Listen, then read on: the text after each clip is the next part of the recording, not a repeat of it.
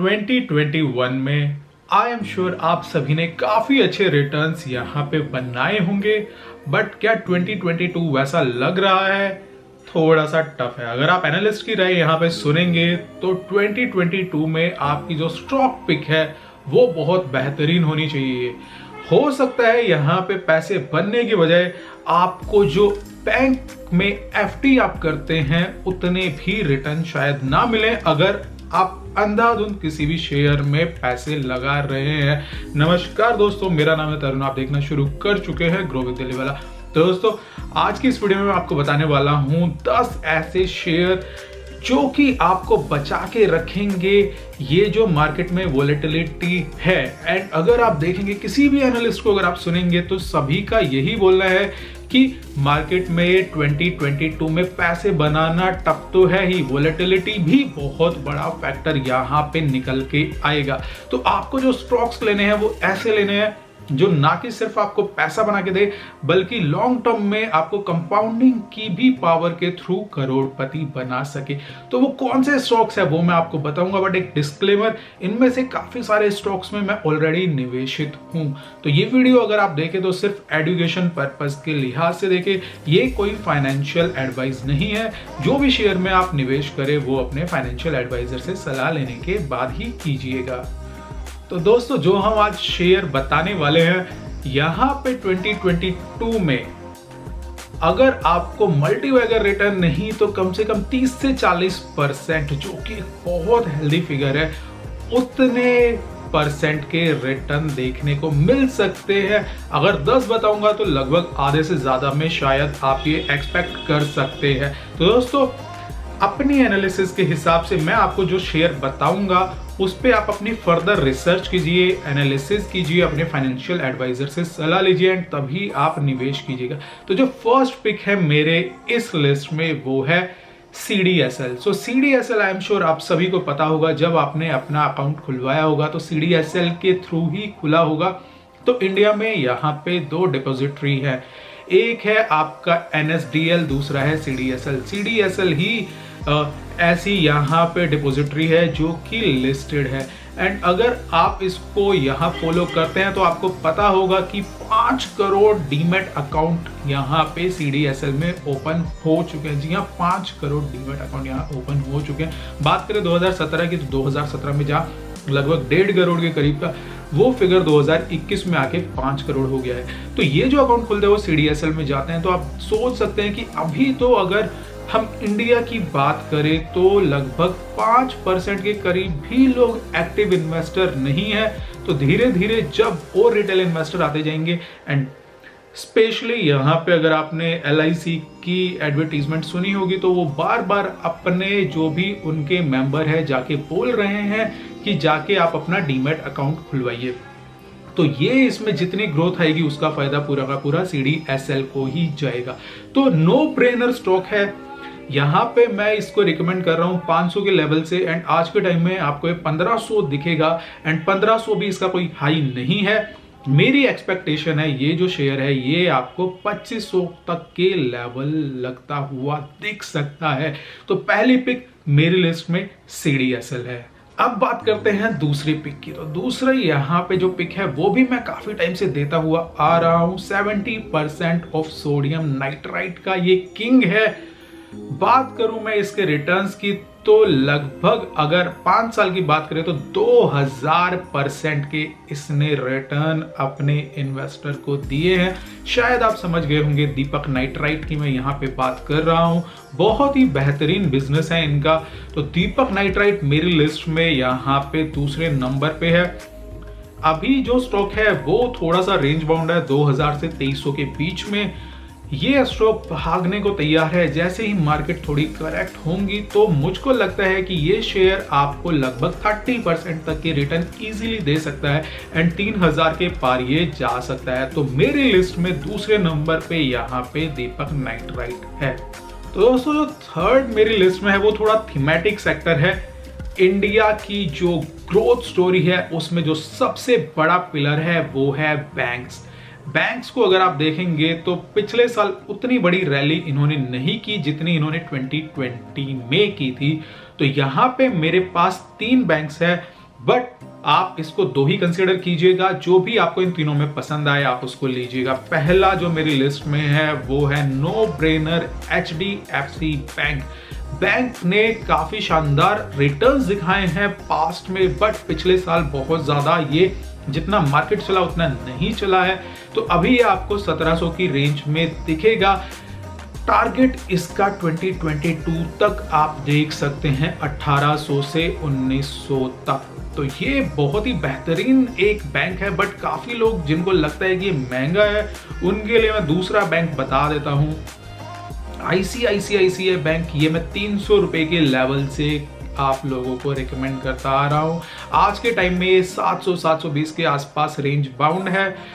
ये बैंक आपको यहाँ पे 1000 रुपए क्रॉस करता हुआ दिख सकता है 2022 में दोस्तों।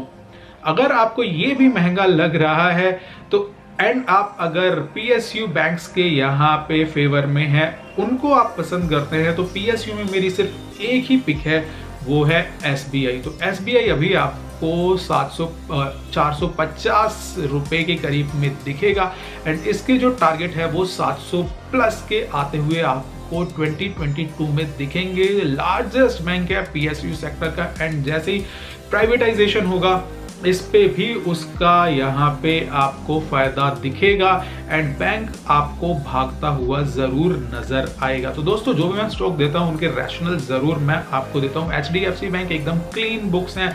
बात करें NPA की तो मिनिमम NPA है, बात करें ट्रैक रिकॉर्ड की तो बेहतरीन ट्रैक रिकॉर्ड है। ICICI यहाँ पे नंबर 2 लार्जेस्ट प्राइवेट बैंक है।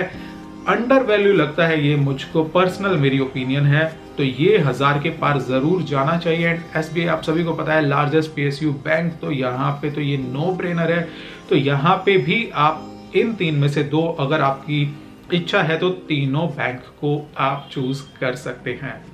काफी लोग यहाँ पे पूछते हैं कि भैया ये जो न्यू बिजनेस है इनमें आपको सबसे प्रॉमिसिंग कौन सा लगता है। तो 2022 में अगर आपको इन्वेस्ट करना है तो मेरे लिहाज से अगर आप सोचेंगे तो नाइका इनमें सबसे प्रॉमिसिंग लगता है। अगेन नो ब्रेनर, कभी भी स्टॉक आप पिक करें तो देखिए कि आप यहाँ पे जो बिजनेस है वो सेंस बना रहा है या नहीं बना रहा है। अगर 10 साल लगा के भी आप प्रॉफिटेबल नहीं है तो गॉड नोस कि आप प्रॉफिटेबल कब होंगे। नाइका शुरुआत से ही आपको प्रॉफिटेबल दिखता हुआ दिखा है, तो बिजनेस को प्रूव उन्होंने किया है। तो अगर आपको न्यू बिजनेस में पैसा लगाना है तो नाइका यहाँ पे मैं रिकमेंड जरूर करूंगा।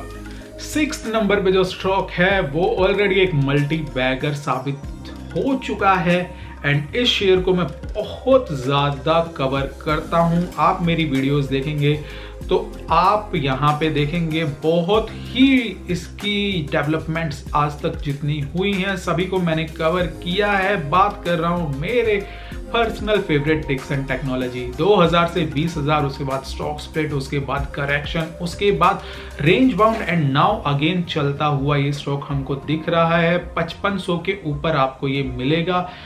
ये एक ऐसी कंपनी है जो ब्रांड्स का ब्रांड है, जहां पे ये कॉन्ट्रैक्ट मैन्युफैक्चरर है। जिन लोगों को नहीं पता है तो जितनी भी नई नई ब्रांड्स हैं एंड अगेन इसको जो फायदा होता है वो गवर्नमेंट की PLI स्कीम से भी होता है, मेक इन इंडिया थीम का भी इसको फायदा होता हमको दिखा है।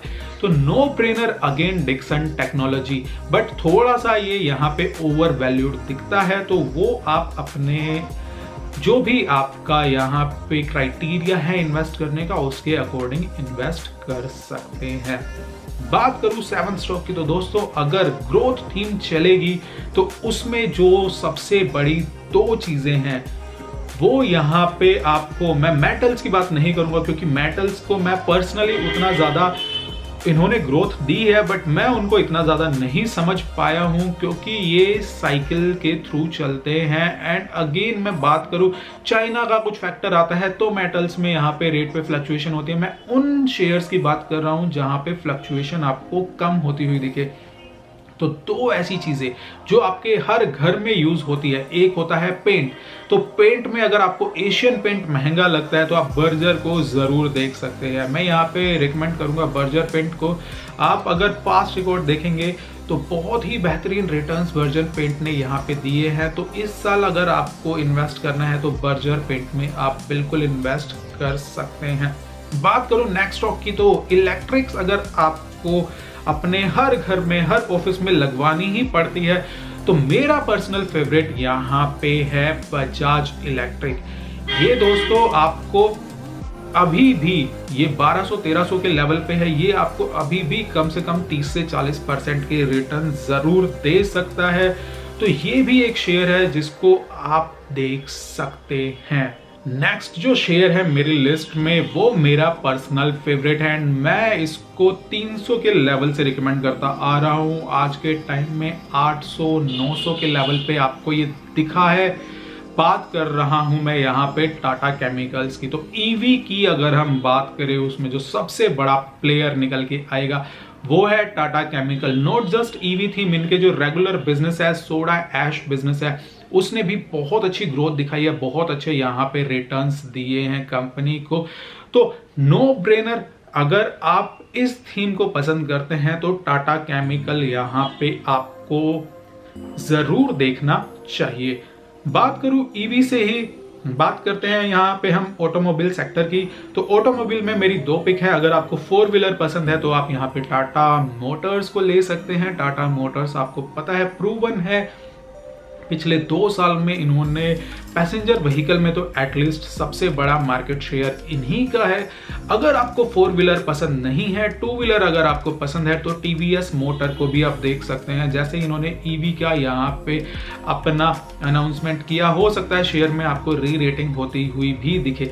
तो एज पर यू, अगर 4 व्हीलर पसंद है तो टाटा मोटर्स को देख सकते हैं, अगर 2 व्हीलर पसंद है तो आप टीवीएस मोटर्स को भी देख सकते हैं। Last but not the least, यहां पे मैं आपको दूंगा 2 ऑप्शन। मेरा personal favourite proven track record यहां पे है, वो है बजाज फिनसर्व। तो दोस्तों बजाज फिनसर्व यहाँ पे एक ऐसा कंपनी है, उसकी अगर आप बैलेंस शीट देखिए तो एकदम स्ट्रॉन्ग बैलेंस शीट आपको दिखेगी। अगर आप उसकी बुक्स को देखेंगे तो देख के हैरान रह जाएंगे। महंगा है इसलिए लोग इसको नहीं लेते हैं। महंगा not in terms of valuation, महंगा in terms of the share price. तो अगर आपको ये पसंद नहीं है तो आप यहाँ पे HDFC, मैं बैंक की बात नहीं कर रहा हूँ, मैं सिर्फ HDFC की बात कर रहा हूँ जो पेरेंट कंपनी है। तो HDFC को भी आप कंसीडर कर सकते हैं। ये दो स्टॉक बहुत ही बेहतरीन है, आपके पोर्टफोलियो में हमेशा रहने चाहिए।